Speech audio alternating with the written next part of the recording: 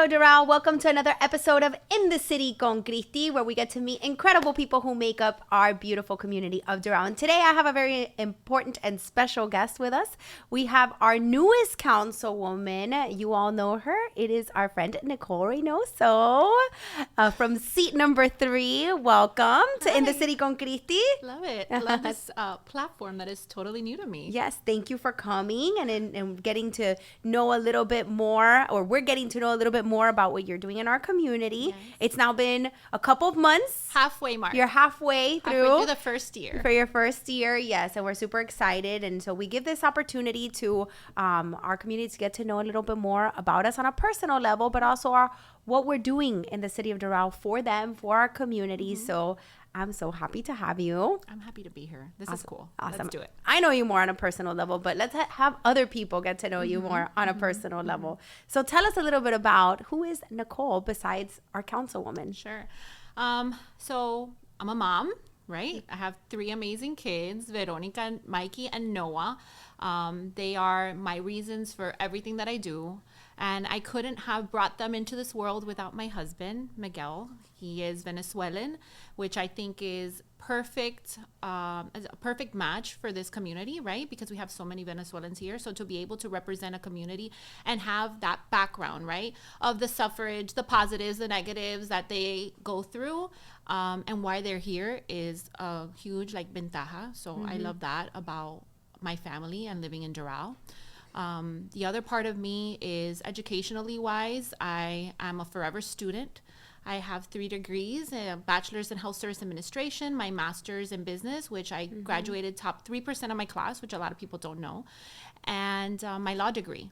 So I did most of that while raising children, which was challenging, but I had a great support system. So the other part of me is that I was raised by my Cuban grandparents, Mami, Papi. My grandmother's 94, so she's amazing. I see her every week. And my grandfather passed away 9 years ago, so that was really tough, of cancer. So that was another building block of the person that I am today. My mother really was such a figure, or is such a figure for me, and the person that I turned out to be. She is super career driven, super focused, and the person that I am today is a huge part. I have to be thankful because of her and the person that she is. So, I mean, my favorite color is blue. I love to go online shopping. You won't really find me in the mall.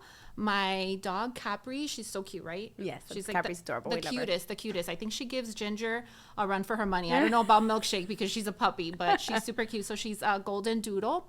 And nothing, I mean, we love living in Doral, and I just like to be out in the community. And I think a big part of me is the social life, right? Being out there, having friends, going out to dinner, just being involved, right? Yeah, building relationships. Absolutely. Awesome. Well, thank you for sharing a little bit about yourself with our community, but thank you mostly for sharing your time with our community. Yeah. That's really important. And so, maybe something some people don't know about you and you want to share is what inspired you to run for office? What is it that made you want to have the opportunity to represent Doral?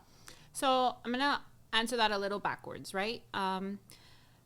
I studied law, and my aunt is actually an attorney. And from a very early stage of my life, I knew that I wanted to do something in government, something that had to do with making laws, with defending the public, what is right, what is just. So that was a very fundamental part of me and who I am. And the other part would be what inspired me is you. We have a very long friendship, and to see the woman that you decided to be career-wise, going into politics, laying out that foundation, showed me that I can do it too, right? Yeah. And it's not something that I always thought I was going to go into, but seeing the opportunities, the community engagement, the impact, all the things that we do, no matter how high that hill might be to get there, or the wars that we have to go through to get things done for the greater good, it really is worth it, right? Yeah. So to have held your hand, to be part of that, inspired me to do what I do today. Yeah. Because I saw it possible through you. Yeah. Well, thank you. That means a lot. And I know a lot of people know that you worked with me. And I always say I'm only as strong as my team. And Nicole's always been a part of that team. And it's funny because a lot of people during the campaign thought that you were running just because you were my friend. And many times I would tell people, no, we actually always talked about that she could make a big impact because of the experience you had working here with me and understanding and learning about the city and then at the school district, and your educational background, your understanding and connection with the community. There was a lot of pieces. There was a deeper part of it. Right. There was a lot of pieces that just came together. Yeah, right. absolutely. Through the experience. But it was always something we talked about. Right. No, absolutely. Yeah. It was. It was just the building blocks of getting there. Right. It was the right time too. It was, because I had the city experience. Yeah. Then I had the school board experience. Then I finished law school, and then the opportunity just came. It's like, do you want to represent the community or not? Yeah, for sure. I God do. is good. God is great, and Perfect timing always. Timing is the right. And we always just talk about that. It's like it's got to be the right timing for you as a family. Yes. For you and your career and your education. I always said she was a perpetual student. She always wanted more degrees. We're always learning, guys. I know, and I was like, no more degrees. Let's get to let's go do something. Yes, so, yes. not that having a bunch of degrees isn't great. It's beautiful. And I love that the only one you hang in your office is your kindergarten one. Also, fun fact, right? Yes. Apparently, it's the only one that matters here, because she has her kindergarten. My kindergarten. Whenever you guys want to come by and see it in person, it's there proudly hanging. Again, thanks to my grandmother. I'm like, where's your law degree? She's like, no, kindergarten is the important one. Yeah, that's there. Just a funny inside joke with us. But anyway, so absolutely. I think it's important people kind of know that backstory, and that it started so much longer ago than just a year ago. Exactly. when you decided to run. And I always believed that you were going to do a great job, and I knew that where your heart was the right place, and that's what we need is good public servants who are who have values, who are driven in family and principled. And I knew that that's who you were, and I knew you were gonna you cared about people. And I think that that's the number one fundamental characteristic that someone should have that wants to be a public servant. Yes, absolutely. So, I mean, intention is very important. Yes. Authenticity. Empathy is very important, and always just doing what's right when nobody's looking, which is integrity. And apparently a lot of people don't have that. Yeah. Oh, okay. Yes. And I think authenticity. And there's nothing more than Nicole being authentic. Authentic Nicole is always what you're going to get. Yep. I don't think she knows how to be anything else. No, this is what you get, is what you see. Yes. So tell me, since taking office, what has been the most rewarding experience you've had to date? So I think what has been the most rewarding was day one, when I walked into this office, the city building, and was able to open the door to the office where everything started. Yeah, because there's that another fun fact. Right. So You're I was in the seat that you started, which is seat 3. Yeah. So to go back again after everything we went through, it's literally the same chair. Sorry. We're very transparent with our budget, and we do manage things very well, right? And then same chair. So that was super cool. And then I think moving forward from that day, honestly, is the synergy that I've been able to see with different departments, different employees, that I think winning, coming here, being chosen by the people of Doral, and how everything is just flowing so well. People are happy. The things that we're doing for our city, it's just like everything is moving the way it's supposed to. So that's been very rewarding, just to see the impact of being an elected official, of being in the right place at the right time, and just everything moving the way it's supposed to. Yeah, we're getting a lot accomplished, which I think is great. And Nicole always says, and we always say, that if we can't do everything we set out to do in the next 4 years, lose faith in government. Because there's no better team to get it done, to be effective and efficient, because we have some big goals, and I don't see us not completing those. Exactly. And I think that we've created stability again, which is really important. For the employees, for residents to see that, for businesses to see that. And I think the other part of what we're doing too is just the consistency of everything that is happening. So everything is going the way it's supposed to, I think. Definitely. So you're very present at our local community events. That's always been a big thing for me. And so what does it mean to you, or how important do you think it is for elected officials to be present in the role? I think it's imperative. You know, you have to as an elected official be out there with your community, because how else are you going to get the feedback to how you're doing the job, or the feedback as to what the residents need, what the community needs, to see the work that you're doing in person. You can't skip that. There's no hybrid version of being out there in the community. You have to be there. And it's important, not only for me personally, but for my family too. We try to do as much as we can as a family, because I want the kids to see, you know, what mama is doing, the community that they live in, for them to have pride too, and establish roots and connections with the community as well. So that's important to me. But you cannot do this job without community engagement. You won't be efficient, effective, and you really won't be true to what this position requires, right? And people want that. People need to see that, because that is the proof of you doing your job. Yeah, for me, I think it's about listening. It's the best way to have your feet on the ground, your ear to the ground, and listen to what's happening and what people are feeling and seeing out there. So 100% agree. And with that, with what you just said, one of my other questions is, and I get this question all the time, is having a public life is very difficult. You also have a job, like you do have a 9 to 5 job. You do this. How has it been for you to balance that we always talk about, balancing your personal life with your public life and now this new role?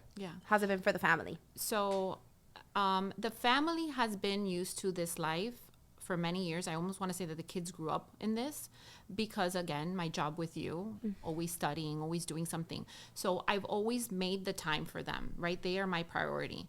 And I think when you balance things well, you can make time for the things that are important. And my family, my husband, they're important. But at times I feel like if I'm succeeding at one thing, I'm failing at something else. So there has to be that fairness too, that I have to accept that there are trade-offs in what we do. I can't be a mom or the best mom every day, right? I can't be 100% involved in the things that I want to be involved, but I do my best, right? So sometimes I'll have better weeks of being my PTO mom self. Sometimes I'll have better weeks of, you know, cleaning the house or doing things that are more homey, more required of me. But again, when things are important, you will make the time for it. And I don't think I'm taking time away from my kids. I don't think I'm taking time away from what matters, because everything that I'm doing right now is building for something greater, right? And it's leaving a better foundation for them. So it's an investment into their future. And I think they feel that too. And my friends see that as well. And the community sees that. So you just have to accept there's trade-offs. But the balance and the way to do it, it's possible. And it goes back to having a great team too. Yeah, absolutely. Great team with my husband, great team with Brianna, who's my chief of staff. I love her so much. She's doing such a great job. And then the team, again, that we built too. Yeah. Absolutely. Absolutely. I think for me, that's been also very key is I've been here with an amazing team, including my colleagues, and I've been without. And it's really hard, you know, when you don't have people that share in that vision, that are rowing in the same direction. And doesn't mean that we're not going to not agree. I mean, that we're going to agree on everything. We're going to have disagreements, but it's about the ultimate goal, how we're getting there and how we work those things out. And I think that the team we have is extremely committed to that. And it's unique. It's unique, which goes back to why we always say, if we can't do things within the next 4 years, I don't know who else is going to take this on, because we really have the sauce. Yes. Absolutely. With speaking on that now is, I want to talk about Doral's future, the next 4 years, but the next 10 years, even the next 5 years. How do you see Doral's future? What do you envision for it? And how do you see yourself in it? So I think the future that we're helping to create is something of more of a smart city. I love the idea of investing in newer technologies, perhaps doing better business with Miami International Airport, being more of a tourist site. I love that. I think our character is not going to change, and that character is family based, right? And Doral's kind of divided into two sides. You have this downtown area, and then you have the more homier side, the more quieter side. But still, the core value of family is there no matter where you're at. I say it's our trademark. It really is. It really is. And to see that just being more solidified within the next couple of years, to always just have that as a consistent factor character of what is Doral, that I see not changing. But we have to take advantage of where we are in Miami-Dade County, which is like right in the middle. We have to take advantage of the businesses that want to invest in our community. All the development that is happening. I know it's kind of a touchy subject with some of our community members, but you know, the council's here to do that responsibly, right? And still protect the interest of, as a whole, of the community. But you know, I see us thriving. I see us being safe, and that's such an important part of our future, right? I just see us being just the best place to live in all of Miami-Dade County. And I think with what we do today helps continue that growth, that foundation to that future. So safety, the community that we have with our family, seeing kids that are kids now being young adults later in the future and still being here. Reinvesting too in our community, seeing our businesses grow. So I just see prosperity and safety and community. Awesome. I love it. I love it. So before we close, and we're going to close with a little game. We're going to do a rapid response. No. It'll be fine. This is the little emoji with the sad. I don't want to do it. Yes, we're going to do it. We're going to do it. It's going to be a lot of fun. But before we close, what would you tell a young woman looking at you now, your daughter even, Veronica, which we love very much. She's like my niece. So what do we tell a young woman like that with today's pressures of society? Looking at us, what would you tell her? So it's very interesting that you say, what would I tell Veronica? Because when I give advice to young women, I always think about how would I give that advice to Veronica. And, you know, our upbringing right now is very different from the upbringing that our parents had, right? As women, right? It was difficult, and they had to break a lot of glass ceilings, and they had to deal with a lot of things that we won't deal with today. So they did that transition for us to be stronger women now, like how we are today.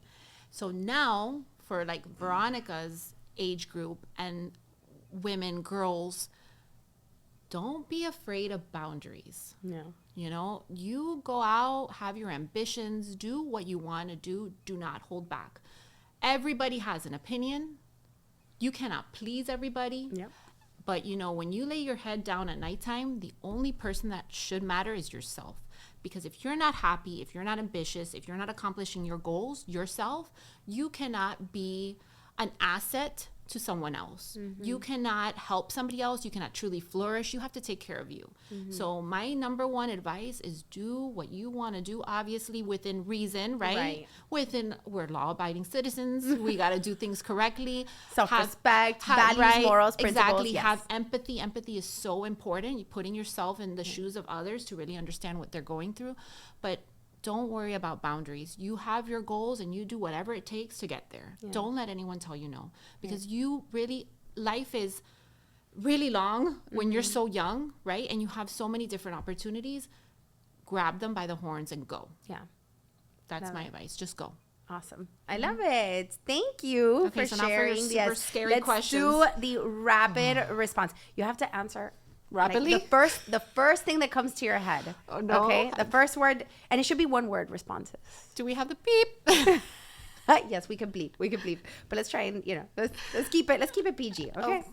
Not PC. We don't have to be PC, but let's be PG. All right. No problem. There's no wine on the table. No. Or vodka. These are absolutely 100% H2O. Yes. From Urbe, our sponsors. Yes. Thank you very much, Urbe. All right. Arepa. Oh, con queso. Okay. Hobby.